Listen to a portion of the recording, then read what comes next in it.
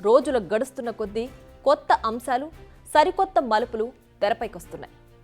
లేటెస్ట్గా తెలిసిన విషయాలు కాలేజీ సిబ్బందిపై మరికొన్ని అనుమానాలు పెంచుతున్నాయి. అంతేకాదు సిబిఐకి కొన్ని అంశాల్లో క్లారిటీ మిస్ అవుతోంది.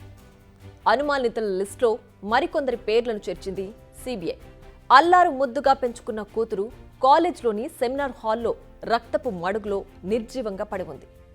ఈ విషయాన్ని చూసిన హాస్పిటల్ సిబ్బంది ఆమె ఇంటికి ఫోన్ చేశారు. ఒక్కసారి కాదు, 3 సార్లు కాల్ చేశారు. 3 సార్లు కూడా నిజం చెప్పలేదు, మాట దాటేశారు. అదే ఇప్పుడు కొత్త అనుమానాలకు కారణమైంది. ఫస్ట్ కాల్: మీ అమ్మాయి ఆరోగ్యం అస్సలు బాలేదు. మీరు ఫ్యామిలీ మెంబర్స్ కాబట్టి మీకు విషయం చెప్తున్నాను. వీలైనంత త్వరగా హాస్పిటల్కు రండి. దీనికి ఆ తండ్రి ఏమైంది, ఏమైనా సీరియస్సా అని ప్రశ్నించాడు. అవును, సీరియస్సే, వెంటనే రండి. మిగిలిన విషయాలు మీరు